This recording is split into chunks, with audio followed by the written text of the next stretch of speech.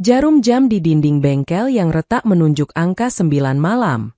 Di luar, suara bising jalanan Jakarta mulai mereda, namun di dalam, bengkel Wijaya Motor, suara dentingan kunci Inggris yang beradu dengan logam masih terdengar nyaring.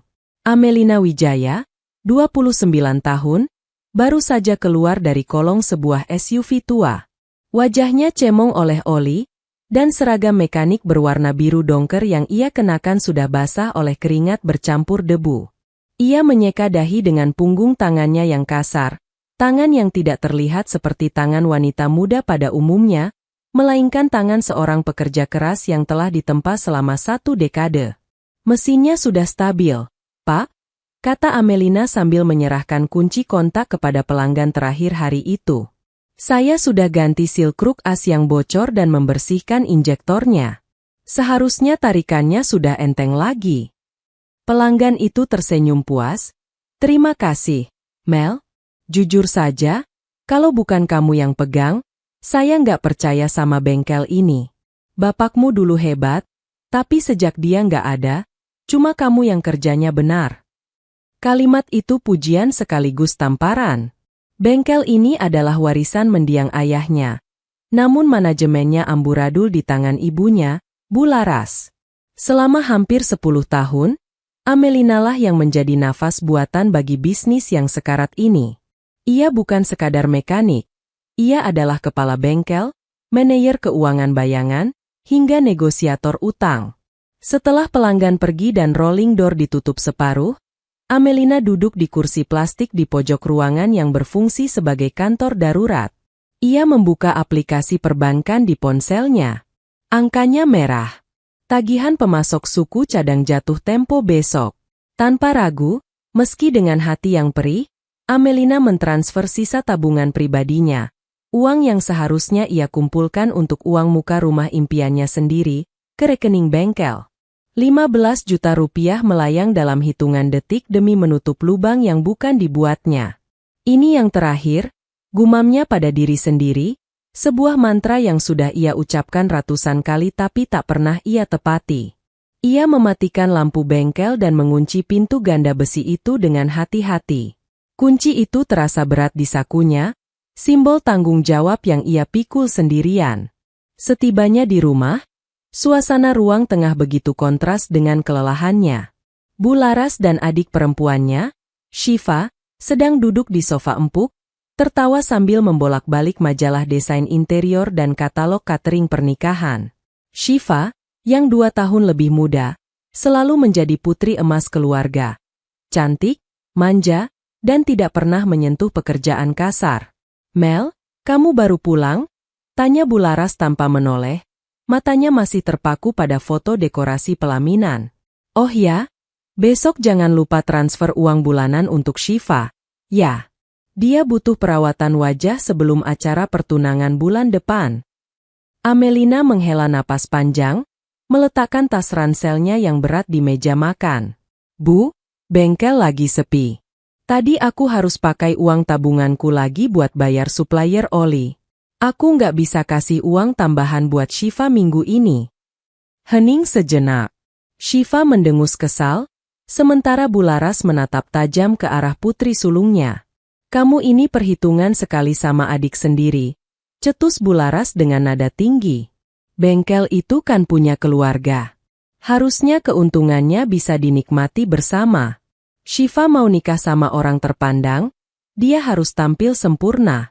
Itu investasi buat keluarga kita juga. Investasi. Amelina menahan gejolak emosi di dadanya. Investasi itu kalau alat bengkel diperbarui, Bu. Bukan buat skincare atau pesta mewah. Aku kerja 12 jam sehari, tanganku kapalan, badanku bau oli, cuma supaya kita nggak bangkrut. Apa ibu nggak pernah lihat itu? Sudah, jangan banyak alasan, potong ibunya, menutup pembicaraan. Pokoknya ibu nggak mau tahu. Kamu yang pegang bengkel, kamu yang atur gimana caranya ada uang. Amelina memilih diam. Berdebat dengan ibunya sama saja berbicara dengan tembok. Ia masuk ke kamarnya, menatap langit-langit dengan perasaan hampa. Lelah fisik bisa ia tahan, Tapi lelah batin karena tidak dianggap manusia membuatnya sesak. 2 hari kemudian, di pagi Selasa yang cerah, Amelina berangkat ke bengkel lebih pagi dari biasanya. Ada pesanan suku cadang khusus yang akan datang, dan ia harus menerimanya sendiri. Ia memarkir motor metiknya di depan ruko. Namun, saat ia hendak memasukkan anak kunci ke lubang gembok rolling door, keningnya berkerut. Kuncinya tidak bisa masuk. Amelina mencoba lagi, sedikit menggoyangkannya. Tetap tidak bisa. Ia mundur selangkah dan menatap gembok itu. Gembok itu baru, mengkilap dan bermerek mahal, berbeda dengan gembok tua berkarat yang biasa ia gunakan. Siapa yang ganti? Belum sempat kebingungannya terjawab, ponsel di saku celananya bergetar. Sebuah pesan masuk dari Bularas.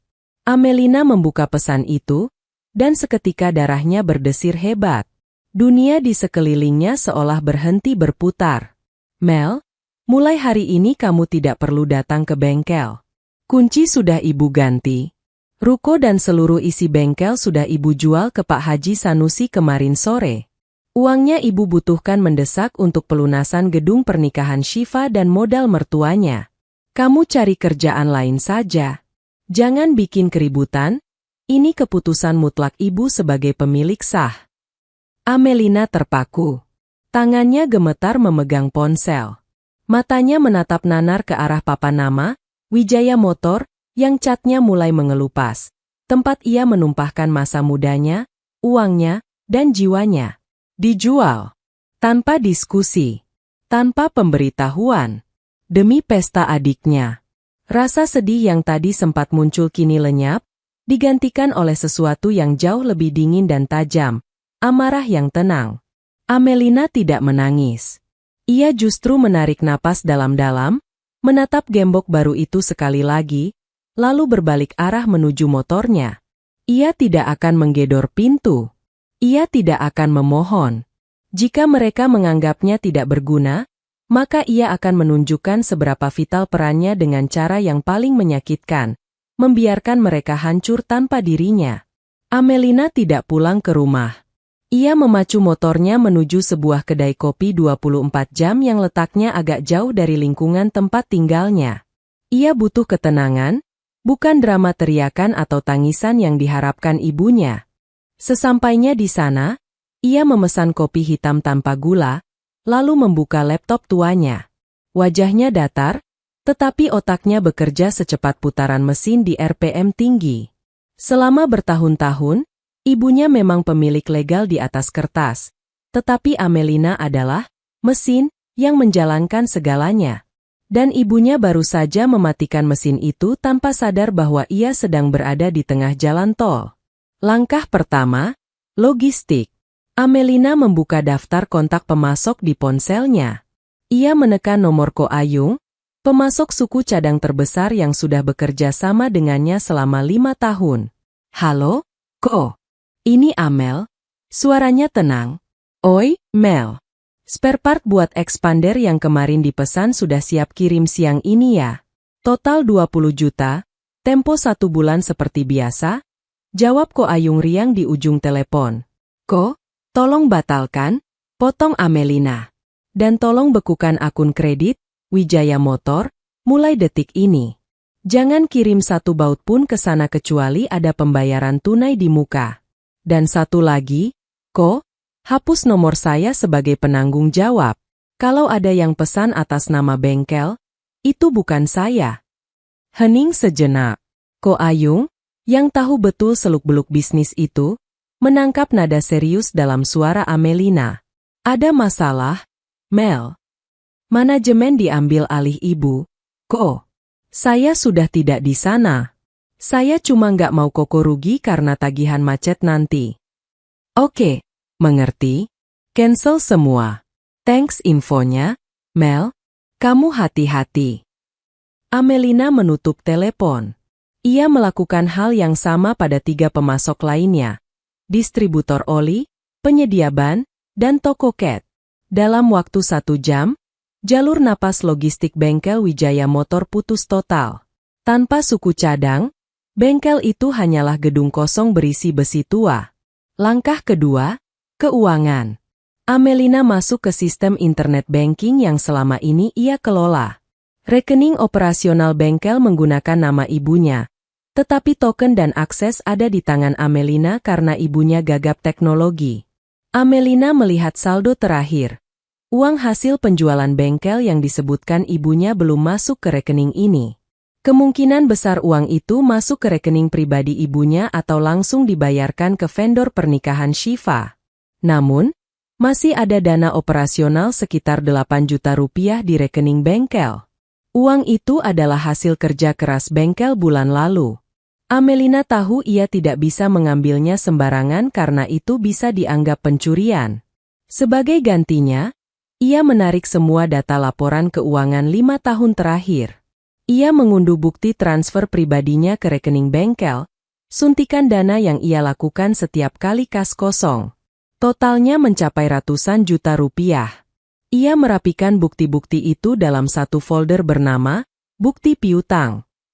Ia tidak akan mencuri, tapi ia akan menagih setiap rupiah yang pernah ia keluarkan sebagai utang perusahaan kepadanya.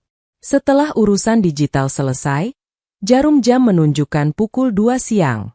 Perutnya belum terisi, tapi rasa lapar kalah oleh adrenalin.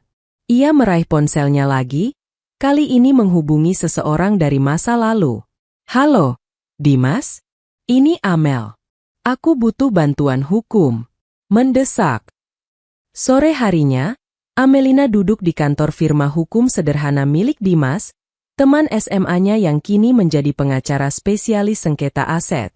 Dimas mendengarkan cerita Amelina sambil mengerutkan kening, mencatat poin-poin penting di kertas kuningnya. Mel, tunggu sebentar, sela Dimas sambil memutar pulpennya. Kamu bilang bengkel itu atas nama almarhum Bapak, kan? Iya, setahuku sertifikatnya masih nama Bapak. Belum pernah balik nama. Dimas menatap Amelina tajam. Kalau sertifikat masih atas nama Bapak, dan Bapak meninggalkan ahli waris, yaitu ibumu, kamu, dan Shiva, maka properti itu tidak bisa dijual begitu saja oleh ibumu. Harus ada persetujuan dan tanda tangan dari seluruh ahli waris. Kamu pernah tanda tangan surat persetujuan jual beli di notaris? Amelina tertegun. Ia menggeleng perlahan. Nggak pernah. Aku bahkan baru tahu bengkel dijual tadi pagi lewat SMS. Nah, Dimas meletakkan pulpennya dengan keras di meja. Ini celahnya. Jual beli itu cacat hukum. Kalau sertifikat sudah berpindah tangan ke Pak Haji Sanusi, berarti ada dokumen yang dipalsukan. Entah itu tanda tanganmu yang dipalsukan dalam surat keterangan waris, atau ada manipulasi data di notaris. Jantung Amelina berdegup kencang. Ia mengira ini hanya masalah ketidakadilan seorang ibu yang pilih kasih. Ternyata, ini berpotensi menjadi tindak pidana. Apa yang harus kita lakukan, Dim? Kita cek ke BPN, Badan Pertanahan Nasional, dan kelurahan besok untuk lihat riwayat surat tanahnya. Kalau terbukti ada pemalsuan tanda tangan. Dimas mencondongkan tubuhnya ke depan, kita bisa batalkan penjualan itu, dan ibumu serta pihak yang terlibat bisa kena pidana penggelapan dan pemalsuan dokumen. Amelina bersandar di kursi, matanya menerawang. Bayangan wajah ibunya yang angkuh dan adiknya yang manja melintas. Mereka telah membuangnya seperti sampah demi uang. Lakukan, Dim, ucap Amelina dingin. Siapkan gugatannya. Aku mau hakku kembali. Sementara itu, di rumah keluarga Wijaya, Bu Laras sedang sibuk menelepon wedding organizer. Ia tertawa lepas, membayangkan pesta mewah Shiva. Ia sama sekali tidak sadar bahwa di luar sana, badai besar sedang bergerak ke arahnya, badai yang ia ciptakan sendiri dengan meremehkan putri sulungnya. Rabu pagi, kekacauan yang diprediksi Amelina mulai meletus di bengkel Wijaya Motor. Pak Haji Sanusi, pembeli bengkel tersebut, datang bersama seorang kepala montir barunya. Ia berniat melakukan audit stok barang sebelum merenovasi tempat itu menjadi bengkel modern versinya. Sesuai perjanjian lisan dengan Bu Laras, Bengkel akan tetap beroperasi selama masa transisi agar pelanggan tidak kabur. Namun, yang mereka temukan adalah kelumpuhan total. Pak Haji, stok oli kosong. Filter udara habis. Kampas rem tinggal dus-dus kosong. Lapor montir barunya dengan wajah bingung. Saya coba telepon nomor supplier yang ditempel di tembok kantor. Semuanya nolak kirim barang. Maksudmu nolak gimana? Pak Haji mengerutkan kening, mengisap rokok kreteknya dalam-dalam. Kata mereka, akun Wijaya Motor sudah dibekukan atas permintaan penanggung jawab lama. Ada tunggakan yang belum beres, dan mereka cuma mau kirim kalau ada pembayaran tunai di muka plus pelunasan utang lama. Dan mereka bilang mereka cuma percaya sama Mbak Amel. Wajah Pak Haji memerah. Ia segera merogoh saku, mencari ponselnya, dan menekan nomor Bularas. Di seberang sana, Bularas sedang menikmati fitting baju kebaya bersama Syifa di butik langganan pejabat. Dering telepon mengganggu tawanya. Halo, Pak Haji? Bagaimana? Bengkelnya lancar, kan? Tanya Bularas dengan nada manis yang dibuat-buat. Lancar apanya, Bu? Suara Pak Haji meledak di telinga Bularas, membuat wanita parubaya itu menjauhkan ponselnya karena kaget. Ibu bilang bengkel ini turnkey, tinggal jalan, manajemen rapi. Ini saya masuk, gudang kosong melompong. Supplier pada kabur semua. Anak ibu, si Amel itu, dia kunci semua akses. Ah, itu pasti salah paham. Bularas mulai panik, melirik Syifa yang menatapnya bertanya-tanya. Amel itu cuma mekanik. Pak, dia nggak punya kuasa apa-apa. Mekanik apanya? Supplier bilang dia yang pegang kendali. Ibu urus ini sekarang atau sisa pembayaran pelunasan saya tahan. Saya beli bisnis hidup, bukan gudang rongsokan. Sambungan telepon diputus sepihak. Wajah Bularas pucat pasi. Di saat yang bersamaan, suasana di kantor notaris rekanan Pat yang didatangi Amelina dan Dimas jauh lebih tegang, namun senyap. Berbekal surat kuasa hukum, Dimas berhasil mendesak pihak kelurahan dan notaris yang mengurus akta jual beli, AJB, bengkel tersebut untuk memperlihatkan berkas salinannya. Karena tanah bengkel tersebut masih atas nama mendiang ayah Amelina, proses jual beli mewajibkan adanya surat keterangan waris dan surat persetujuan jual beli dari seluruh ahli waris. Staf notaris meletakkan map tebal di atas meja kaca. Ini berkasnya, Pak Dimas.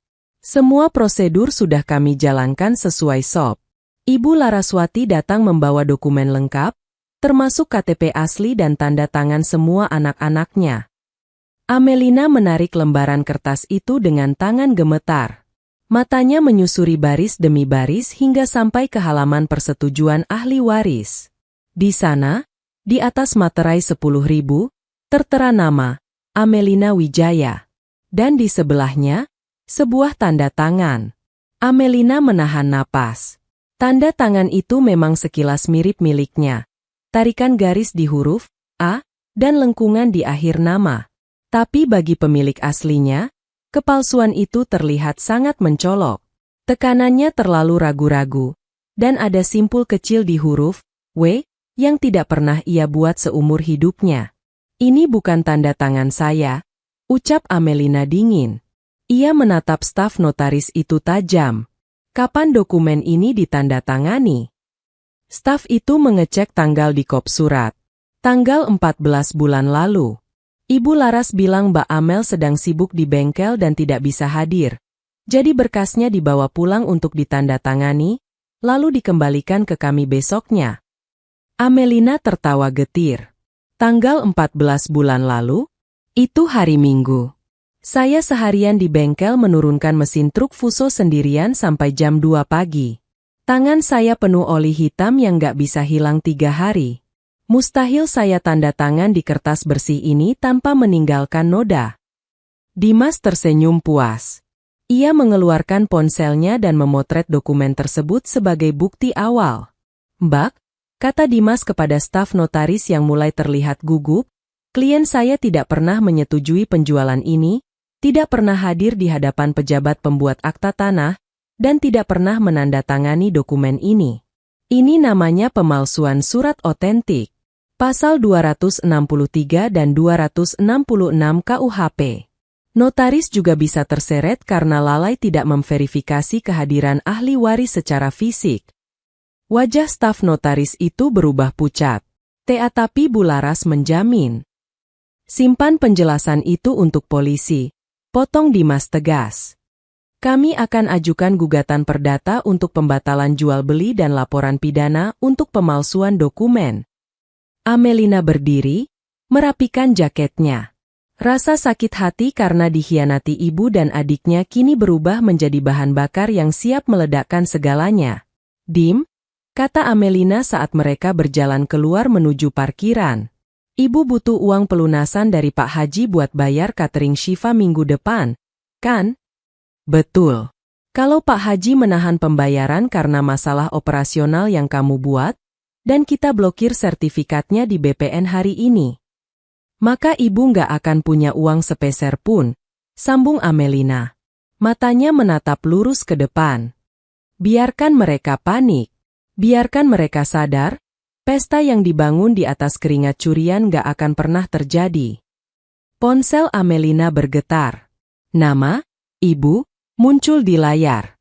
Panggilan itu terus berdering, menuntut perhatian. Amelina menatap layar itu sejenak, lalu dengan gerakan tenang, ia menekan tombol merah. Reject. Perang sesungguhnya baru saja dimulai. Malam itu, atmosfer di rumah keluarga Wijaya begitu padat dan mencekam, seolah udara pun enggan mengalir. Ketika Amelina melangkah masuk ke ruang tamu, ia tidak disambut dengan kehangatan rumah, melainkan tatapan nyalang ibunya yang sudah menunggu di sofa tunggal. Di meja kaca, tumpukan brosur catering dan dekorasi pelaminan berserakan, kini tak lagi tampak indah, melainkan seperti sampah kertas yang mengejek situasi mereka. Syifa duduk di sudut ruangan, matanya sembab, memeluk bantal sofa erat-erat. Puas kamu? Suara Bularas terdengar rendah, bergetar menahan amarah yang meluap. Pak Haji menahan pembayaran pelunasan. Dia bilang bengkel itu rongsokan mati. Kamu apakan suppliernya? Kamu hasut apa mereka? Amelina tidak berhenti berjalan. Ia menuju kamarnya, mengambil koper besar dari atas lemari, dan mulai memasukkan baju-bajunya dengan gerakan efisien. Ia sudah memutuskan untuk angkat kaki malam ini juga. Kos-kosan murah dekat kantor Dimas sudah ia sewa sore tadi. Bularas mengejarnya hingga ke ambang pintu kamar. Ibu bicara sama kamu. Amel, kamu sadar tidak? Kalau uang pelunasan itu tidak cair besok, cek untuk gedung dan catering akan bounce. Kosong. Nama baik keluarga kita mau ditaruh di mana di depan keluarga calon mertua Syifa? Amelina menghentikan kegiatannya melipat baju. Ia berbalik perlahan, menatap ibunya dengan sorot mata yang membuat Bularas mundur selangkah, tatapan yang sama sekali tidak mengandung rasa takut. Nama baik? Ulang Amelina pelan, namun tajam. Ia merogoh saku jaketnya, mengeluarkan ponsel, dan menampilkan foto dokumen yang ia ambil di kantor notaris siang tadi. Ia menyodorkan layar ponsel itu tepat ke depan wajah ibunya. Ini nama baik yang ibu maksud? Memalsukan tanda tangan anak sendiri demi menjual harta warisan bapak. Wajah Bularas yang tadi merah padam seketika berubah pias. Mulutnya terbuka sedikit, namun tidak ada suara yang keluar. Matanya bergerak liar, menghindari tatapan Amelina. Itu darurat. Bularas tergagap, nada bicaranya kehilangan tenaga. Kamu kan sibuk. Susah ditemui. Itu cuma formalitas administrasi. Toh hasilnya buat keluarga juga. Itu pidana, Bu, potong Amelina dingin. Pasal 263 KUHP. Ancaman penjaranya 6 tahun. Dan, formalitas, yang ibu bilang itu sekarang jadi bukti hukum yang dipegang pengacaraku. Syifa tiba-tiba bangkit dari sofa dan berlari ke arah pintu kamar.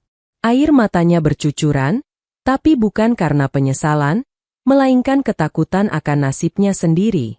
Kak Mel, jangan tega dong, seru Syifa histeris. Masa kakak mau penjarakan ibu sendiri? Terus pertunanganku gimana? Mas Aldi dan keluarganya orang terpandang? Kak, kalau mereka tahu ada masalah hukum, mereka pasti batalin semuanya. Kakak tega lihat aku malu seumur hidup.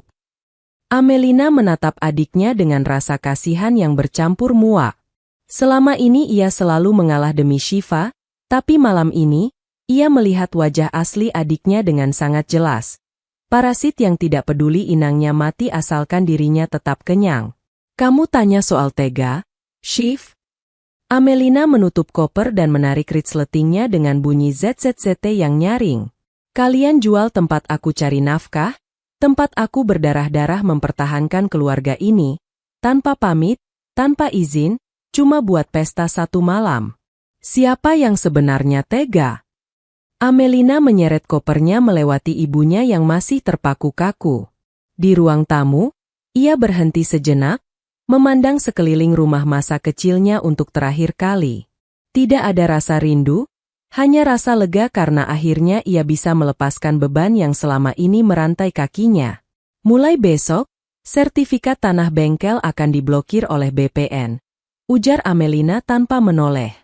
Transaksi dengan Pak Haji batal demi hukum. Uang muka yang sudah ibu terima dan pakai, harus dikembalikan. Kalau tidak, Pak Haji yang akan lapor polisi atas tuduhan penipuan. Dan kali ini, aku tidak akan pasang badan. Amel, kamu anak durhaka? Jerit Bularas dari belakang, suaranya pecah oleh kepanikan. Berani kamu keluar dari pintu itu? Jangan harap kamu dianggap anak lagi. Amelina membuka pintu depan, membiarkan angin malam menerpa wajahnya. Aku sudah dianggap orang asing sejak ibu memalsukan tanda tanganku. Bu, jawabnya lirih. Pintu tertutup. Amelina melangkah keluar pagar, menyetop taksi online yang sudah dipesannya. Di dalam rumah, terdengar suara tangisan Syifa yang meraung-raung dan benda pecah yang dilempar Bularas. Namun bagi Amelina, itu hanyalah suara masa lalu yang semakin menjauh.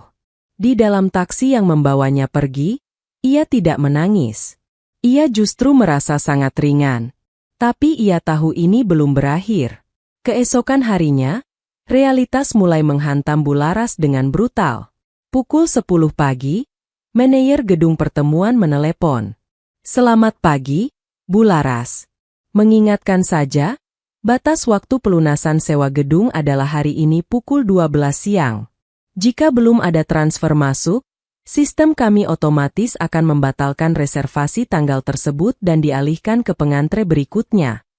Tangan Bularas gemetar memegang ponsel. Uang dari Pak Haji Sanusi macet total. Pak Haji bahkan mengirim pesan ancaman pagi-pagi buta, menuntut pengembalian uang muka sebesar 200 juta rupiah yang sudah sebagian besar dipakai Bularas untuk down payment catering, dekorasi, dan baju Syifa. Bularas terjepit. Di satu sisi, ia dikejar utang pengembalian dana Pak Haji. Di sisi lain, ia terancam kehilangan muka di depan keluarga calon besan jika acara batal.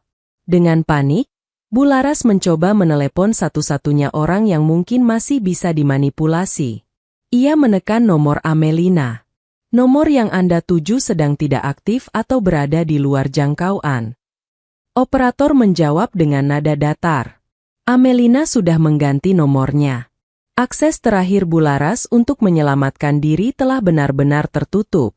Amelina terbangun di sebuah kamar kos sempit dengan aroma cat baru yang tajam. Meskipun kasurnya tipis, untuk pertama kalinya dalam 10 tahun, pundaknya tidak terasa kaku saat bangun tidur. Tidak ada deru mesin yang harus ia pikirkan pagi ini, tidak ada daftar belanja suku cadang yang menumpuk. Namun, ketenangan itu hanya sementara. Ia tahu, di luar sana, ibunya sedang terjepit. Pukul 10 pagi, Amelina sudah berada di kantor Dimas. Ruangan itu kini dipenuhi dengan tumpukan dokumen keuangan bengkel yang Amelina bawa sebelum keluar dari rumah. Mel, lihat ini. Dimas menyodorkan sebuah salinan rekening koran lama milik almarhum ayah Amelina yang baru saja ia peroleh melalui prosedur hukum. Aku menemukan sesuatu yang lebih gelap dari sekadar pemalsuan tanda tangan jual beli. Amelina mendekat, matanya menyusuri deretan angka yang dilingkari tinta merah oleh Dimas. Ini aliran dana investasi dari rekan bisnis Bapak. Setahun sebelum Bapak meninggal, jelas Dimas. Nilainya hampir $500.000. Dana ini seharusnya masuk ke modal kerja bengkel. Tapi lihat kemana uang ini mengalir. Amelina membaca nama penerimanya, Laraswati. Uang itu dipindahkan ke rekening pribadi ibumu dalam potongan-potongan kecil, lanjut Dimas. Dan ada beberapa transaksi yang terjadi justru seminggu setelah Bapak meninggal. Pakai tanda tangan Bapak yang dipalsukan di slip penarikan bank. Artinya, penggelapan ini sudah terjadi jauh sebelum rencana penjualan bengkel. Amelina terduduk lemas di kursi plastik. Rasa mual menjalar di perutnya. Jadi, selama ini bengkel merugi bukan cuma karena manajemen yang buruk. Bukan, jawab Dimas tegas. Bengkel merugi karena kasnya dikuras secara sistematis untuk gaya hidup Syifa dan ibumu. Kamu bekerja seperti budak untuk mengisi ember yang sengaja dibocorkan oleh mereka sendiri. Kemarahan yang dingin kembali merayap di dada Amelina. Selama ini ia merasa bersalah jika tidak bisa memberikan uang tambahan, mengira dirinya gagal mengelola bengkel warisan ayahnya. Ternyata, ia hanya dijadikan sapi perah untuk menutupi jejak pencurian ibunya sendiri. Tiba-tiba, ponsel Dimas berdering. Nama, Notaris Hardi, muncul di layar. Notaris yang mengurus jual beli bengkel tempo hari. Ya, Pak Hardi? Oh, begitu? Baik, sampaikan saja pada beliau, klien saya tidak menerima mediasi informal di luar kantor hukum. Kalau mau bicara, silakan datang ke sini jam 2 siang ini. Dimas menutup telepon dan menatap Amelina dengan senyum tipis yang tak sampai ke mata. Ibumu ada di kantor notaris. Dia panik karena Pak Haji Sanusi mengancam akan melaporkannya ke polisi atas penipuan. Dia mau minta kekeluargaan denganmu.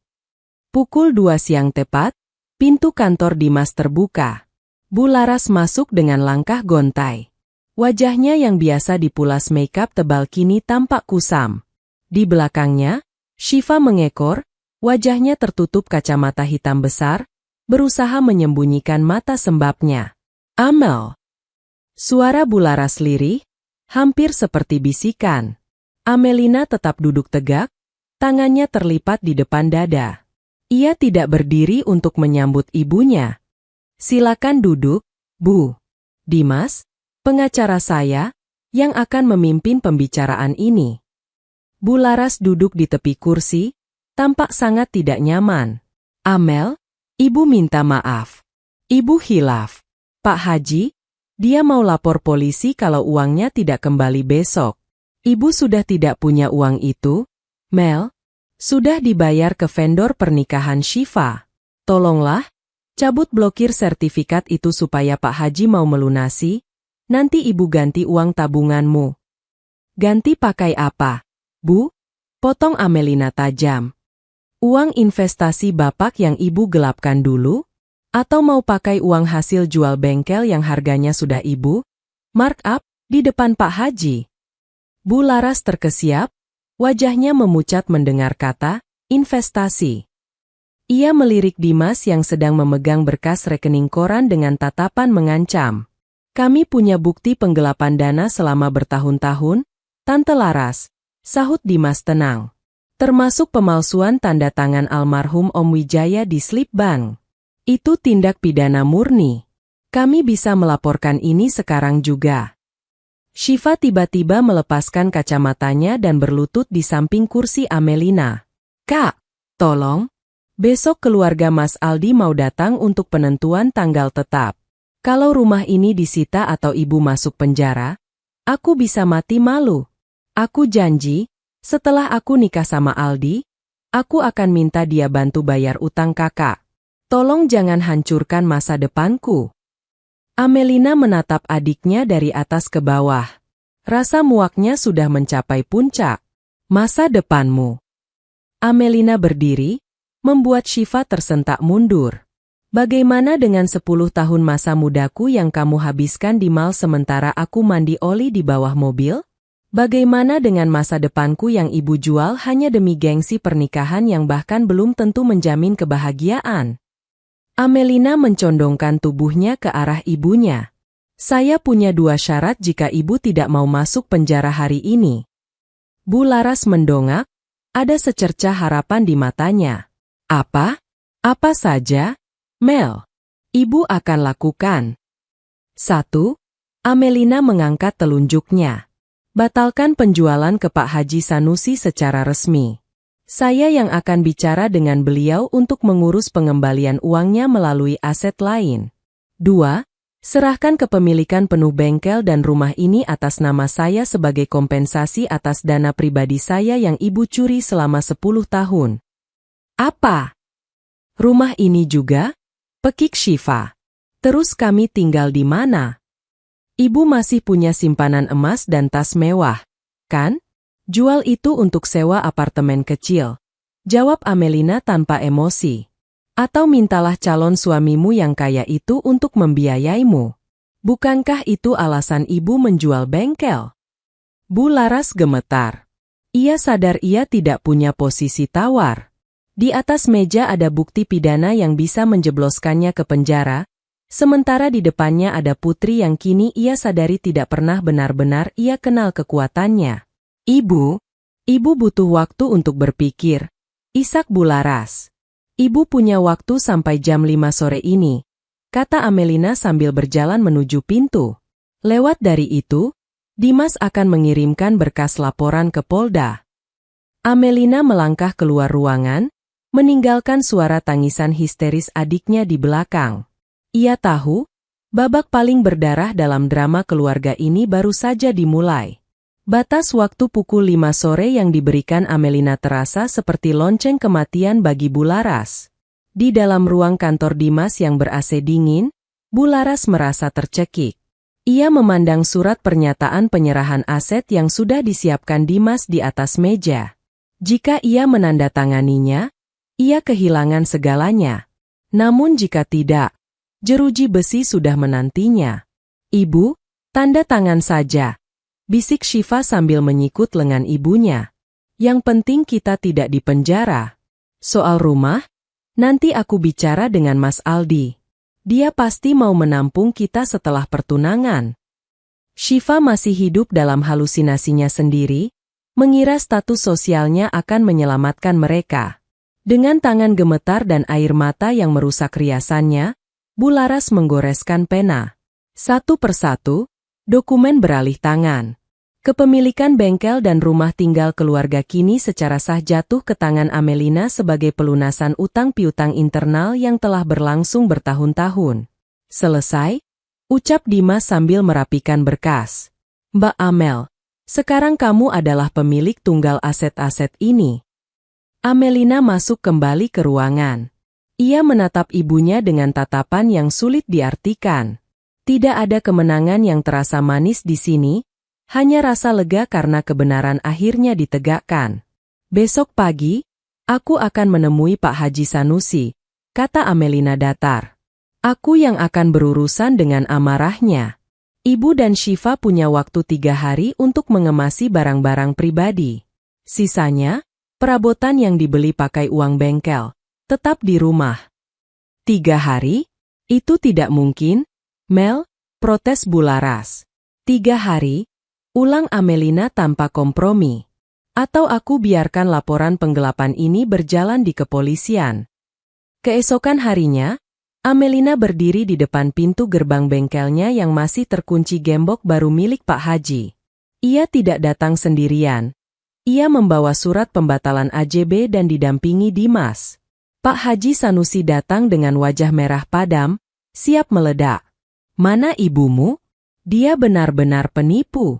Dia bilang semua beres, sekarang tanah ini diblokir. Amelina melangkah maju, tenang namun berwibawa. Pak Haji, saya minta maaf atas ketidaknyamanan yang dibuat ibu saya. Beliau bertindak tanpa persetujuan saya sebagai ahli waris sah. Secara hukum, transaksi kemarin batal. Lalu uang saya gimana?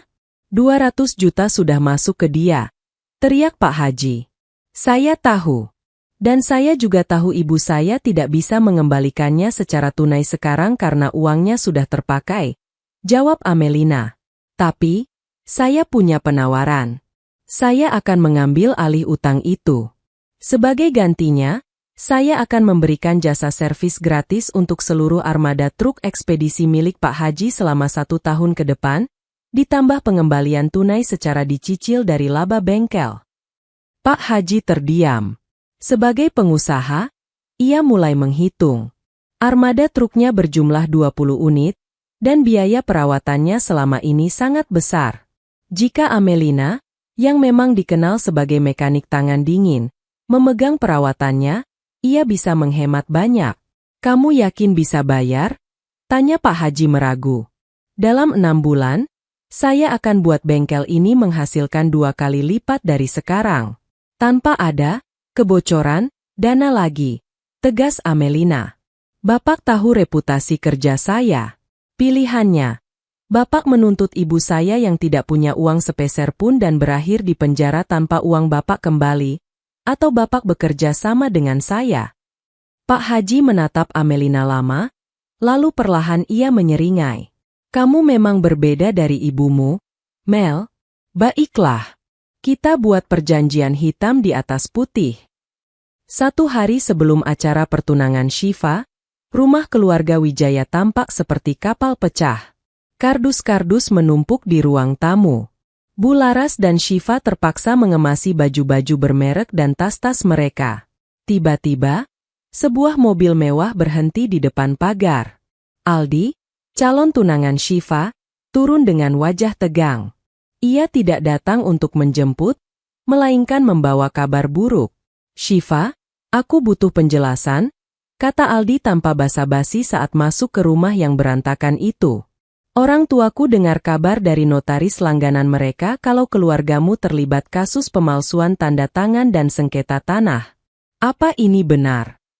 Syifa gagap. Itu cuma salah paham, Mas. Kak Amel yang jahat. Dia mau merebut semuanya? Jahat. Aldi menatap tumpukan kardus di sekelilingnya. Kabar di luar bilang ibumu menjual bengkel secara ilegal untuk membiayai pernikahan kita. Orang tuaku merasa sangat terhina, Syif. Mereka pikir kita mau menikah karena cinta, bukan karena kamu butuh donatur untuk menutupi kebangkrutan keluargamu.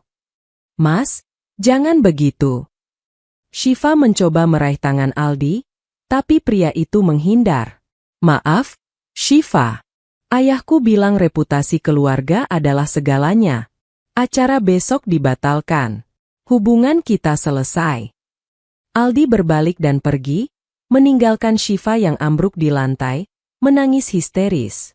Bu Laras hanya bisa terpaku, memeluk tas mewahnya yang kini terasa tak ada gunanya. Gengsi yang mereka bangun dengan mencuri keringat Amelina runtuh dalam sekejap, menyisakan debu dan kehinaan.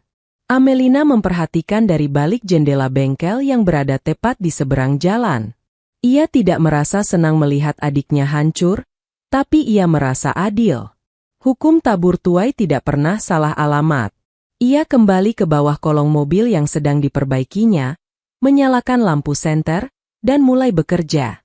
Kali ini, setiap tetes keringatnya bukan lagi untuk membiayai mimpi palsu orang lain, melainkan untuk membangun masa depannya sendiri. Kepergian Aldi dan pembatalan pertunangan Syifa adalah pukulan telak yang membuat suasana rumah seperti rumah duka. Namun bagi Amelina, tidak ada waktu untuk meratapi reruntuhan itu. Ia harus bergerak cepat. 3 hari batas waktu pengosongan rumah hampir habis. Dan ia harus segera memegang kendali penuh atas operasional bengkel. Pagi itu, Amelina berdiri di depan gerbang bengkel.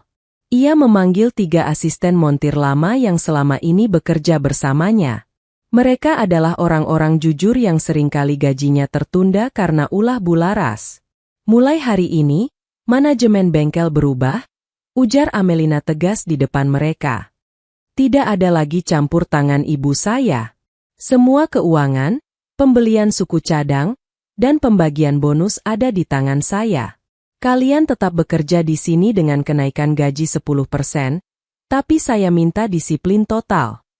Ketiga montir itu saling pandang, lalu tersenyum lega.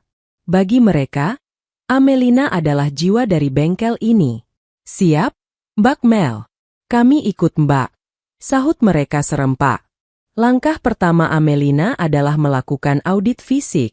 Ia membongkar gudang tua di belakang bengkel yang selama ini dikunci oleh ibunya dengan alasan menyimpan dokumen pribadi. Dengan bantuan linggis, ia membuka pintu kayu yang sudah lapuk itu. Di dalamnya, ia tidak menemukan dokumen berharga. Alih-alih, ia menemukan tumpukan stok suku cadang asli yang sengaja disembunyikan. Rupanya, selama ini ibunya bekerja sama dengan seorang oknum sales untuk memesan barang secara berlebih, melaporkannya sebagai barang rusak atau hilang, padahal barang-barang itu disimpan untuk dijual secara gelap atau ditukar dengan uang tunai demi keperluan pribadi. Luar biasa, gumam Amelina sambil memotret tumpukan filter oli dan kampas rem yang masih terbungkus plastik. Bahkan di dalam bengkel sendiri pun, aku dirampok. Di rumah, drama belum berakhir. Bu Laras duduk di tengah tumpukan koper, menolak untuk beranjak. Ia masih berharap Amelina akan luluh melihat air matanya. Amel, kamu benar-benar mau mengusir ibu kandungmu ke jalanan? Tanya Bu Laras saat Amelina masuk ke rumah sore harinya. Syifa sedang depresi, dia tidak mau makan. Teganya kamu melihat adikmu seperti itu. Amelina meletakkan kunci bengkel di meja makan. Ibu tidak ke jalanan. Saya sudah bayarkan sewa 1 tahun untuk sebuah unit apartemen tipe studio di pinggiran kota. Tidak mewah, tapi layak. Itu adalah kebaikan terakhir yang saya berikan. Apartemen studio? Pekik Syifa dari dalam kamar. Ia keluar dengan wajah pucat dan rambut berantakan. Kita harus tinggal di lubang tikus seperti itu? Kak, teman-temanku akan menertawakanku. Amelina menatap adiknya datar. Teman-temanmu sudah tidak peduli padamu sejak Aldi memutuskan hubungan. Sekarang pilihannya cuma 2. Pindah ke apartemen itu besok pagi, atau aku biarkan polisi datang menjemput ibu atas laporan pemalsuan dokumen yang sudah disiapkan Dimas. Melihat kilat mata Amelina yang tidak mengandung keraguan sedikit pun, nyali Bu Laras menciut. Ia tahu, anak penurut, yang dulu bisa ia tekan sudah mati. Yang ada di depannya sekarang adalah seorang wanita yang telah menemukan harga dirinya. Malam harinya, Amelina duduk sendirian di kantor bengkel yang kini terasa lebih luas. Ia mulai menyusun sistem baru. Ia menerapkan aplikasi manajemen bengkel berbasis cloud agar semua transaksi tercatat secara real-time dan transparan. Ia juga menghubungi kembali para pelanggan setianya. Bapak, ini Amel. Bengkel sudah buka kembali dengan manajemen baru. Saya beri diskon jasa 30% untuk kunjungan minggu ini sebagai permohonan maaf atas gangguan kemarin. Satu persatu, kepercayaan mulai kembali. Telepon mulai berdering, janji temu mulai terjadwal. Namun, di tengah kesibukan itu, sebuah surat datang dari kurir. Surat itu bukan tagihan, melainkan panggilan dari bank terkait utang pinjaman tanpa agunan atas nama mendiang ayahnya yang ternyata masih tersisa sebesar 100 juta rupiah. Amelina mengernyit. Setahunya, asuransi kematian ayahnya sudah menutup semua utang bank. Ia segera menghubungi Dimas. Dim, ada utang bank atas nama bapak yang muncul lagi. Padahal asuransi harusnya sudah melunasi semuanya 10 tahun lalu. Suara Dimas di telepon terdengar waspada. Utang baru atau utang lama? Mel, kirim fotonya ke aku. Aku curiga ini ada hubungannya dengan pemalsuan tanda tangan lagi. Setelah memeriksa dokumen tersebut, Dimas menemukan fakta yang mencengangkan. Rupanya, 5 tahun yang lalu, 5 tahun setelah ayahnya wafat, Bu Laras telah mengajukan pinjaman baru dengan menjaminkan surat tanah bengkel yang fotokopinya dilegalisir, menggunakan tanda tangan palsu suaminya seolah-olah sang suami masih hidup atau ada surat kuasa yang direkayasa. Ini bukan lagi sekadar sengketa keluarga, Mel, ujar Dimas dengan nada berat. Ini kejahatan perbankan. Ibumu menggunakan identitas orang mati untuk memeras uang dari bank. Jika bank tahu, mereka tidak akan hanya menuntut uangnya kembali, mereka akan memenjarakannya tanpa ampun.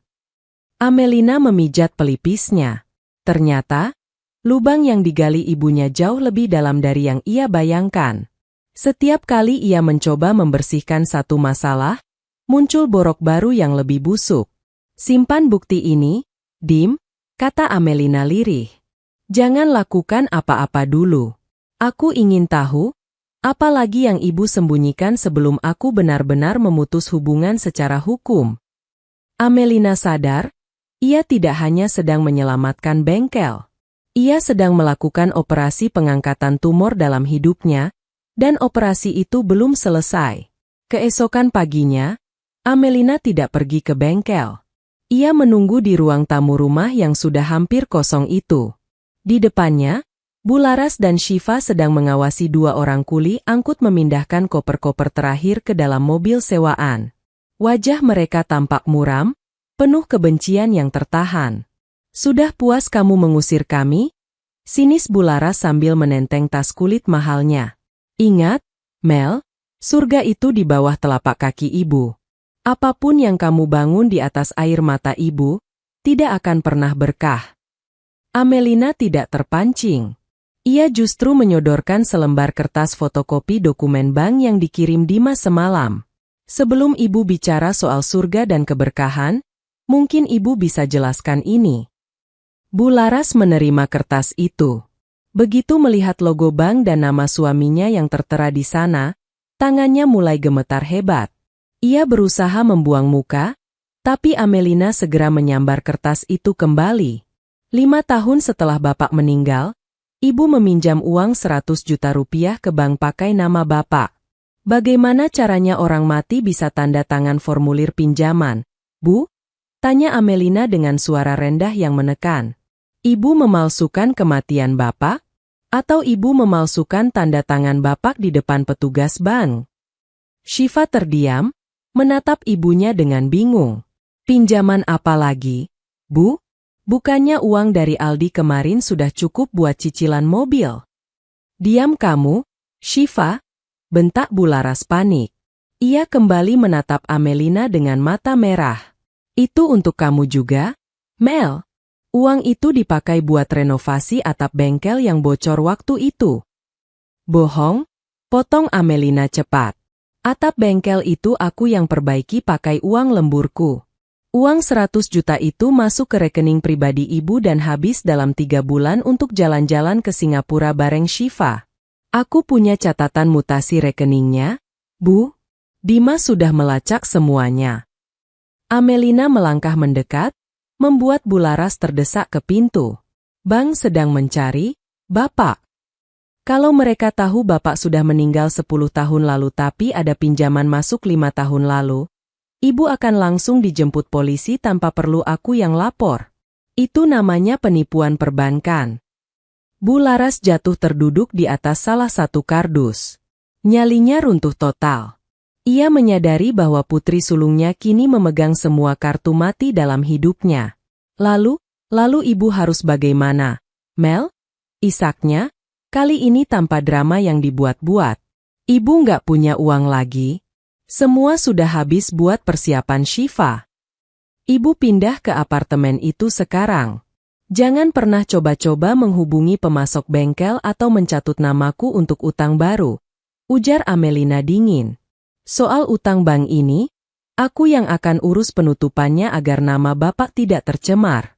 Tapi sebagai gantinya, Ibu harus menandatangani surat pernyataan pelepasan hak waris secara total dan permanen atas sisa aset apapun.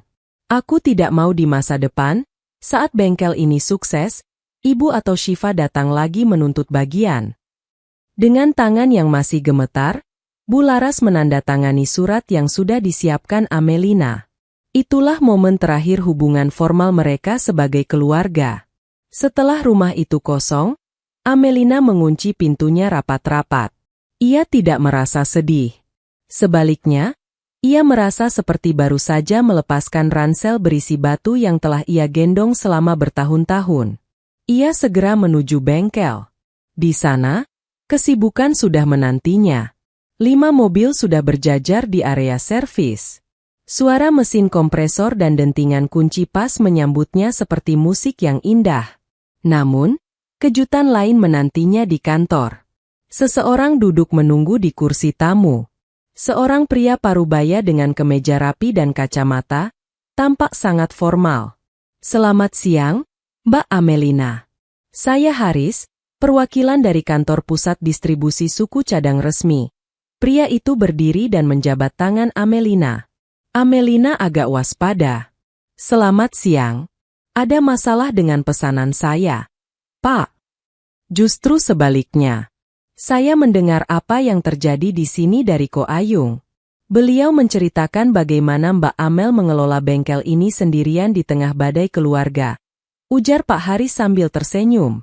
"Perusahaan kami sedang mencari mitra untuk program bengkel binaan utama di wilayah ini. Kami memberikan fasilitas kredit tenor panjang, pelatihan mekanik bersertifikat, dan renovasi fasad bengkel sesuai standar kami." Amelina tertegun. "Tapi, reputasi bengkel ini baru saja hancur karena kasus keluarga saya." "Reputasi sebuah bisnis ada pada orang yang memegang kuncinya, Mbak. Semua orang di industri ini tahu kalau nyawa Wijaya Motor adalah Amelina. Kami tidak butuh nama besar ibumu, kami butuh keahlianmu." Mata Amelina berkaca-kaca, tapi ia segera mengedipkannya. Ini adalah pengakuan yang selama ini ia idamkan, namun tidak pernah ia dapatkan dari keluarganya sendiri. Dunia luar ternyata jauh lebih menghargai keringatnya daripada orang-orang yang tinggal satu atap dengannya. "Saya terima tawaran itu, Pak," jawab Amelina mantap. Kerja keras yang murni mulai membuahkan hasil. Sementara di sudut kota yang lain, di sebuah apartemen studio yang sempit dan panas, Bularas dan Shiva harus mulai belajar mencuci baju mereka sendiri, menyadari bahwa tanpa Amelina, mereka hanyalah 2 orang yang tidak berdaya melawan kerasnya hidup. Keputusan Amelina untuk menerima tawaran kemitraan dari distributor pusat menjadi titik balik besar. Ia tidak ingin lagi menggunakan nama Wijaya Motor. Baginya, nama itu terlalu banyak menyimpan memori tentang pengkhianatan dan bayang-bayang ayahnya yang disalahgunakan oleh ibunya.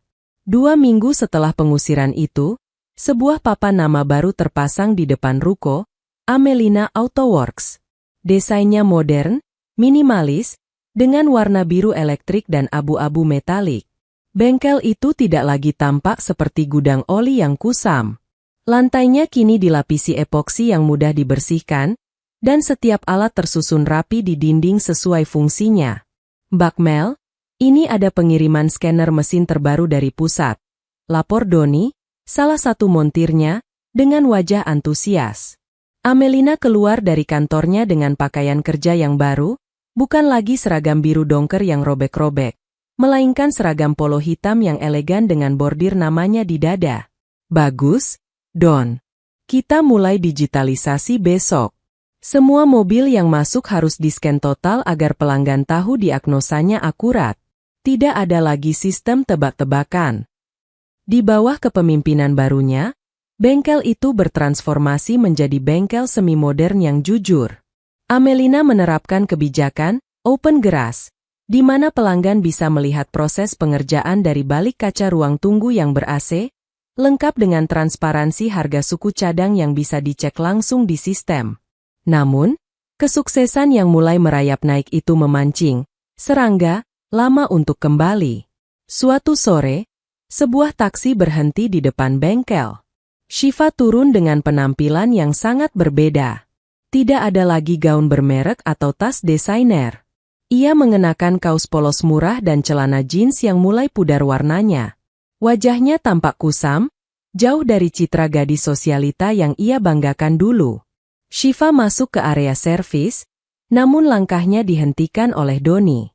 "Maaf, Mbak, area ini khusus mekanik. Mau servis mobil?" "Aku mau ketemu kakakku." "Minggir kamu," bentak Shiva. Sisa-sisa keangkuhannya masih ada meski sudah mulai keropos. Amelina yang sedang memeriksa daftar inventaris menoleh. Ia memberi isyarat agar Doni membiarkannya masuk. Shiva masuk ke ruang kantor Amelina dan langsung duduk dengan kasar. "Kak, ibu sakit?" ucap Shiva tanpa basa-basi. Dia kena darah tinggi sejak pindah ke apartemen itu. AC-nya berisik, tempatnya sempit, dan kami nggak punya uang buat beli obat yang bagus. Amelina tetap tenang, ia bahkan tidak meletakkan pulpennya. Obat darah tinggi di apotek hanya puluhan ribu. Shiv, kalian masih punya sisa perhiasan emas, kan? Kenapa tidak dijual? Sudah dijual semua buat bayar tagihan kartu kredit ibu yang nunggak. Shiva mulai menangis sesenggukan. "Kak, tolonglah. Kasihan ibu. Setidaknya kasih kami uang bulanan." Ibu bilang dia menyesal, tapi dia terlalu malu buat datang ke sini. Amelina menyandarkan punggungnya di kursi. Ia menatap adiknya dengan tatapan jernih. Dia malu? Atau dia takut karena aku memegang bukti penipuan banknya? Shiva terdiam, tangisannya tertahan. "Dengar, Shiva. Aku sudah membayar sewa apartemen itu untuk 1 tahun. Aku juga sudah menutup utang bank atas nama Bapak agar nama keluarga kita tidak hancur di kepolisian. Itu adalah nafkah dan perlindungan terakhir dariku sebagai anak dan kakak," ujar Amelina tegas. "Jika ibu sakit, bawalah ke puskesmas. Gunakan BPJS. Mulailah hidup seperti orang biasa." "Tapi Kak, aku nggak bisa kerja apa-apa. Aku nggak punya keahlian," seru Shiva frustrasi. "Itu masalahmu, bukan masalahku," jawab Amelina tanpa emosi. "Dulu, saat aku belajar membongkar mesin di usia 19 tahun, kamu belajar apa? Belajar memulas eyeliner? Sekarang pakailah tanganmu untuk bekerja. Carilah pekerjaan sebagai staf toko, atau apapun. Jangan datang ke sini hanya untuk meminta hasil keringat orang yang pernah kalian buang." Amelina berdiri dan membuka pintu kantornya, memberi isyarat agar Shiva pergi. "Jangan datang lagi kecuali untuk mengembalikan uang tabunganku yang kalian pakai. Selain itu, kita tidak punya urusan." Shiva keluar dari bengkel dengan langkah gontai, menyadari bahwa pintu ajaib yang selama ini memberinya kemewahan telah tertutup rapat dan digembok dari dalam. Malam itu, Amelina menutup gerbang bengkelnya sendiri. Ia berdiri sebentar di bawah cahaya lampu jalan, menatap papan namanya yang bersinar terang. Keuntungan bulan pertama sangat luar biasa. Setelah dipotong gaji karyawan, biaya operasional, dan cicilan utang ke Pak Haji Sanusi, ia masih memiliki sisa yang cukup untuk mulai menabung kembali. Tapi yang lebih penting dari uang adalah rasa hormat yang ia terima. Para pemasok kini menyapanya dengan sebutan, "Bos Amel," bukan lagi, "anaknya Bularas." Para pelanggan mengirimkan testimoni positif di media sosial, memuji kejujuran dan ketelitian mekanik perempuannya. Amelina tersenyum tipis. Ia tahu perjalanan hukumnya untuk benar-benar memutuskan ikatan perdata dengan ibunya masih berlanjut di tangan Dimas, tapi secara mental, ia sudah merdeka. Ia telah berhasil mengubah reruntuhan pengkhianatan menjadi fondasi kerajaan kecilnya sendiri. Memasuki bulan ketiga, Amelina Autoworks bukan lagi sekadar bengkel perbaikan. Tempat itu menjadi fenomena di komunitas otomotif lokal. Keberadaan Amelina sebagai pemilik sekaligus mekanik ahli menarik perhatian media gaya hidup yang ingin mengangkat kisah perempuan tangguh. Namun, di balik lampu sorot kesuksesan itu, Amelina dan Dimas masih bekerja di balik layar untuk menyelesaikan satu urusan yang sangat krusial, pembersihan nama mendiang ayahnya. Di kantor firma hukum Dimas, sebuah berkas tebal tergeletak di meja. "Ini adalah hasil penelusuran terakhir, Mel," ujar Dimas. Amelina membaca dokumen tersebut. Rupanya, bukan hanya tanda tangan dan uang bank yang dimanipulasi oleh Bularas. Terungkap bahwa selama bertahun-tahun, Bularas telah menyuap seorang oknum di kantor administrasi untuk menunda pengurusan surat kematian resmi ayah Amelina agar ia bisa terus mencairkan dana pensiun dan tunjangan lainnya yang seharusnya dihentikan. Ibumu melakukan penipuan berlapis terhadap negara, kata Dimas pelan. Jika kita ingin namamu dan aset bengkel ini benar-benar bersih dan aman secara hukum dari tuntutan pemerintah di kemudian hari, kita harus melakukan self-disclosure atau pengakuan sukarela ke otoritas terkait. Amelina menarik napas panjang. Artinya ibu akan masuk penjara? Tergantung pada seberapa kooperatif dia dan seberapa banyak uang yang bisa kita kembalikan ke negara sebagai ganti rugi. Tapi ini satu-satunya cara agar kamu tidak ikut terseret sebagai penikmat hasil kejahatan. Keputusan sulit itu harus diambil. Amelina memanggil Bularas ke sebuah ruangan mediasi yang netral, didampingi oleh Dimas. Kali ini tidak ada Syifa. Syifa dikabarkan telah bekerja sebagai penjaga stan kosmetik di sebuah mall, sebuah kenyataan pahit yang membuatnya tak punya muka untuk bertemu kakaknya. Bularas datang dengan penampilan yang sangat kontras. Tubuhnya terlihat lebih kurus, dan tangannya gelisah memilin ujung blusnya yang sudah mulai kusam. Amel, ibu sudah hidup susah. Apa lagi yang kamu mau? Tanya Bularas dengan suara yang tak lagi memiliki nada menantang. Ibu, ini bukan soal apa yang aku mau, tapi soal apa yang ibu sudah lakukan pada bapak. Amelina meletakkan bukti penggelapan dana pensiun dan tunjangan negara di atas meja. Ibu tidak hanya mencuri dariku, tapi ibu mencuri dari hak orang mati dan membohongi negara. Melihat dokumen itu, Bularas langsung lemas. Ia menyadari bahwa tumpukan kebohongannya sudah setinggi gunung dan kini siap longsor menimpanya. Aku akan membantu ibu mendapatkan pengacara publik dan membayar sebagian ganti rugi ke negara agar hukuman ibu diringankan, lanjut Amelina. Tapi syaratnya, ibu harus memberikan testimoni jujur di pengadilan tentang bagaimana ibu memalsukan tanda tangan untuk menjual bengkel ini secara ilegal. Aku butuh putusan pengadilan yang menyatakan bahwa penjualan kepada Pak Haji Sanusi batal demi hukum, agar kepemilikanku atas tanah ini tidak bisa diganggu-gugat oleh siapapun di masa depan. Bularas menangis, namun kali ini tangisannya terdengar seperti tangisan orang yang lelah berlari. Ibu terjebak, Mel. Dulu ibu ingin Syifa bahagia. Ibu ingin kita tetap kelihatan kaya seperti saat bapak masih ada. Tapi ibu malah menghancurkan semuanya. Gengsi tidak bisa memberi makan, Bu. Tapi kejujuran bisa memberi ketenangan, jawab Amelina tanpa emosi. Proses hukum berjalan selama 2 bulan berikutnya. Karena Amelina bersikap proaktif dan mengembalikan sebagian dana yang digelapkan ibunya dari hasil keuntungan bengkelnya, hakim memberikan keringanan. Kasus ini menjadi pembicaraan publik, mengungkap bagaimana sebuah keluarga bisa hancur karena keserakahan dan betapa pentingnya integritas dalam bisnis. Reputasi Bularas hancur total di mata sosialita dan rekan-rekan lamanya. Mereka yang dulu memuji-mujinya kini berbalik mencibirnya sebagai penipu. Namun bagi Amelina, proses ini adalah proses penyembuhan. Saat putusan pengadilan akhirnya keluar, menyatakan Amelina sebagai pemilik aset tersebut dan memberikan hukuman percobaan serta denda administratif bagi Bularas, Amelina merasakan beban di dadanya benar-benar menguap. Ia keluar dari ruang sidang dengan kepala tegak. Di lobi pengadilan, ia melihat Syifa yang berdiri di pojok, tampak lelah setelah pulang kerja shift malam. Mereka berpandangan sejenak. Syifa tidak lagi mendekat untuk meminta uang. Ia hanya mengangguk kecil, sebuah gestur pengakuan yang kaku. Amelina kembali ke bengkelnya sore itu. Ia melihat papan nama Amelina Autoworks bersinar di bawah cahaya matahari terbenam. Ia masuk ke dalam, menyentuh permukaan kap mesin sebuah mobil sport yang sedang ia tangani. Proyek besar pertamanya dari seorang kolektor mobil mewah yang mempercayainya karena kejujurannya yang teruji di pengadilan. Ia kini bukan lagi mekanik yang bersembunyi di balik bayang-bayang ayahnya atau diperas oleh ibunya.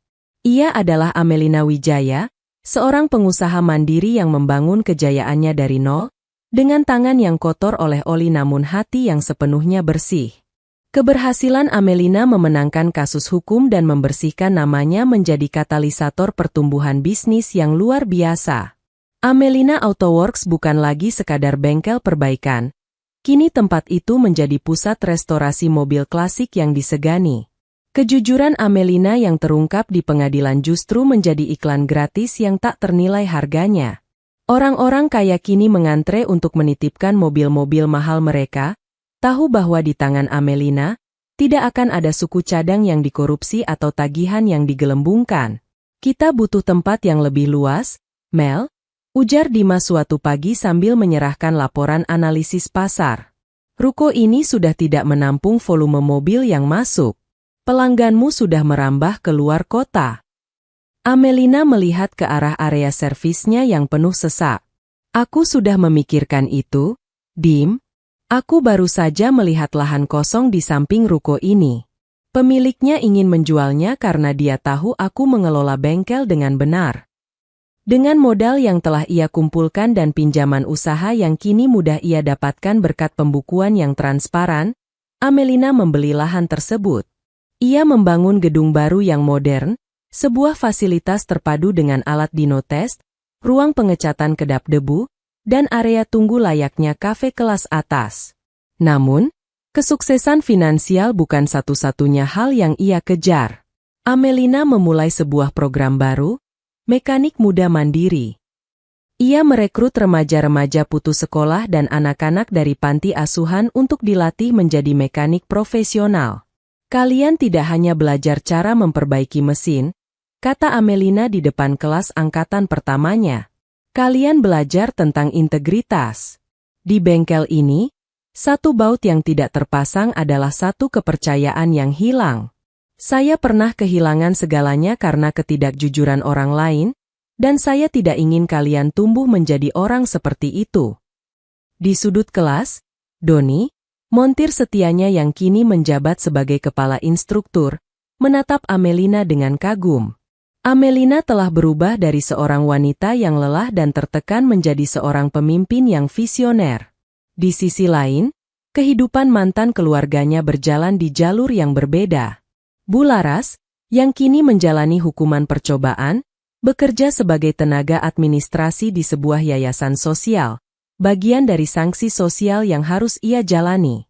Ia tidak lagi mengenakan sutra, ia mengenakan seragam katun murah. Setiap hari ia harus mencatat bantuan pangan untuk orang-orang miskin, sebuah ironi bagi wanita yang dulu menghamburkan ratusan juta demi pesta semalam. Suatu hari, Amelina datang ke yayasan tersebut, bukan untuk menemui ibunya, melainkan untuk memberikan donasi rutin dari keuntungan bengkelnya. Ia melihat ibunya dari kejauhan. Bu Lara sedang membantu seorang nenek tua mengisi formulir. Gerakannya lambat, dan wajahnya tampak jauh lebih tua dari usia sebenarnya. Ada rasa perih di hati Amelina, namun ia tidak lagi merasa ingin menyelamatkan ibunya seperti dulu. Ia sadar bahwa inilah proses pendewasaan yang harus dilewati Bu Laras. Saat Amelina hendak pergi, Bu Laras melihatnya. Mereka beradu pandang selama beberapa detik. Tidak ada teriakan, anak durhaka. Tidak ada tuntutan uang. Bu Laras hanya menundukkan kepalanya dalam-dalam, sebuah gestur penyesalan dan rasa malu yang tulus. Sementara itu, Shiva mulai beradaptasi dengan realitas. Kehilangan Aldi dan kemewahan membuatnya sadar bahwa kecantikan fisik tidak bisa membayar sewa tempat tinggal. Ia kini bekerja keras sebagai sales di sebuah showroom mobil. Menariknya, ia justru belajar banyak tentang spesifikasi mesin dari brosur yang ia baca. Hal yang dulu ia benci saat Amelina membicarakannya. Shiva pernah mengirim pesan singkat kepada Amelina. Kak, hari ini aku berhasil menjual 2 unit mobil. Aku menjelaskan tentang efisiensi mesinnya seperti yang sering kakak bilang dulu. Ternyata bekerja itu capek ya? Kak, maafkan aku yang dulu. Amelina membaca pesan itu dan hanya tersenyum tipis. Ia tidak membalas, tapi ia menyimpan pesan itu. Ia tahu adiknya sedang belajar menjadi manusia. Tahun itu ditutup dengan pencapaian besar. Amelina Autoworks terpilih sebagai bengkel mandiri terbaik tahun ini oleh Asosiasi Otomotif Nasional. Pada malam penganugerahan, Amelina berdiri di atas panggung dengan gaun malam berwarna biru safir yang anggun. Tangannya yang dulu penuh noda oli kini bersih, namun bekas luka kecil di jemarinya tetap ada sebagai pengingat dari mana ia berasal.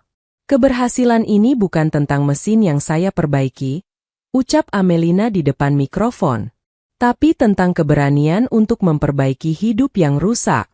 Terkadang, kita harus membongkar seluruh bagian hidup kita, membuang yang berkarat, dan membangunnya kembali dari nol agar bisa berjalan lebih jauh. Tepuk tangan bergemuruh. Di barisan depan, Dimas tersenyum bangga. Amelina bukan lagi korban. Ia adalah sang arsitek bagi nasibnya sendiri. Setahun telah berlalu sejak Amelina berdiri di panggung penghargaan. Kini, Amelina Autoworks telah berkembang menjadi jaringan bengkel yang memiliki 3 cabang di kota besar. Namun, bagi Amelina, kesuksesan bukan lagi tentang jumlah digit di rekening banknya, melainkan tentang ketenangan jiwa yang akhirnya ia miliki sepenuhnya. Pagi itu, Amelina sedang berada di kantor pusatnya yang luas. Ruangannya kini berdinding kaca besar yang menghadap langsung ke area servis. Ia bisa melihat puluhan mekanik muda, sebagian besar adalah lulusan program binaannya, bekerja dengan presisi dan dedikasi. Tiba-tiba, Doni masuk ke ruangannya. "Mbak Mel, ada tamu di depan." Dia tidak mau menyebutkan nama, tapi dia bilang ingin memberikan sesuatu. Amelina keluar ke area lobi. Di sana berdiri Shiva. Penampilannya jauh lebih bersahaja. Ia mengenakan kemeja kantor yang rapi dan membawa sebuah amplop coklat tebal. Tidak ada lagi sisa-sisa kesombongan di wajahnya, hanya gurat kelelahan yang sehat dari seorang pekerja keras. "Kak Mel," sapa Shiva dengan suara rendah namun stabil. "Shiva, ada apa?" Shiva menyerahkan amplop itu. "Ini cicilan pertama, Kak. Ini uang tabunganku dari bonus penjualan mobil selama 6 bulan terakhir. Aku tahu ini belum seberapa dibanding semua uang tabungan kakak yang kami habiskan dulu, tapi aku ingin mulai mencicil utangku. Aku tidak mau hidup dalam bayang-bayang pencuri lagi." Amelina menerima amplop itu, namun matanya tetap tertuju pada adiknya. Ia melihat perubahan yang nyata. Shiva kini memiliki binar di matanya, binar harga diri yang hanya bisa didapat dari hasil keringat sendiri. "Terima kasih, Shiv," ucap Amelina tulus. "Simpan sebagian untuk kebutuhan ibu. Aku dengar kontrak apartemen kalian akan habis. Aku sudah menyewa rumah kecil dekat kantorku, Kak. Tidak ada kolam renang atau taman luas, tapi itu cukup untuk aku dan ibu. Aku yang bayar sewanya sekarang," jawab Shiva dengan sedikit senyum bangga. Amelina merasakan sebuah lingkaran besar dalam hidupnya akhirnya tertutup. Dendam yang dulu membakar dadanya kini telah padam, menyisakan rasa damai. Ia menyadari bahwa hukuman terbaik bagi mereka bukanlah penjara, melainkan keharusan untuk menjalani hidup dengan usaha sendiri. Beberapa bulan kemudian, Amelina memutuskan untuk melakukan sesuatu yang sudah lama ia tunda. Ia pergi ke makam ayahnya. Ia membersihkan rumput liar yang tumbuh di sekitar nisan dan meletakkan karangan bunga kecil. Di batu nisan itu tertera nama sang ayah, sosok yang dulu ia banggakan namun namanya sempat dinodai oleh keserakahan ibunya sendiri. "Pak," bisik Amelina sambil mengusap nisan yang dingin itu. "Bengkel kita sudah besar. Namanya memang berganti, tapi semangat Bapak ada di setiap kunci pas yang kami gunakan. Aku sudah membersihkan semuanya. Nama Bapak tidak lagi punya utang, dan aku sudah bebas." Amelina duduk di sana cukup lama, bercerita dalam hati tentang bagaimana ia berhasil melewati badai. Ia merasa ayahnya pasti tersenyum melihat putri kecilnya yang dulu hanya memegang senter kini telah menjadi pemimpin bagi ratusan orang. Malam harinya, Amelina mengadakan acara syukuran kecil di rumah barunya, sebuah rumah minimalis yang ia beli murni dari keuntungan usahanya sendiri. Tidak ada pesta mewah, hanya makan malam bersama Dimas, para staf senior bengkel, dan beberapa teman lama yang tetap setia saat ia terpuruk. "Untuk Amelina," seru Dimas sambil mengangkat gelas jusnya. Wanita yang membuktikan bahwa mesin yang hancur bisa diperbaiki, dan hidup yang dikhianati bisa dibangun kembali lebih kuat. Untuk integritas, tambah Amelina, mendentingkan gelasnya dengan gelas Dimas. Setelah tamu-tamu pulang, Amelina duduk sendirian di teras rumahnya, menatap bintang-bintang. Ia mengambil ponselnya dan melihat sebuah foto lama di galeri, foto dirinya saat pertama kali diusir dari bengkel, dengan wajah cemong oli dan mata penuh amarah. Ia tidak menghapus foto itu.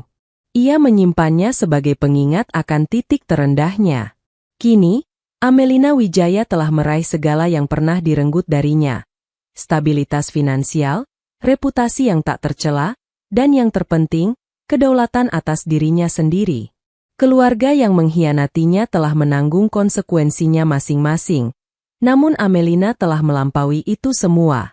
Ia tidak hanya selamat dari pengkhianatan, ia menang atasnya. Hidupnya kini adalah sebuah mesin yang bekerja dengan sangat halus, tanpa gesekan dendam, bertenaga kejujuran, dan melaju kencang menuju masa depan yang sepenuhnya cerah. Tamat. Tamat. Tamat. Tamat. Tamat. Tamat.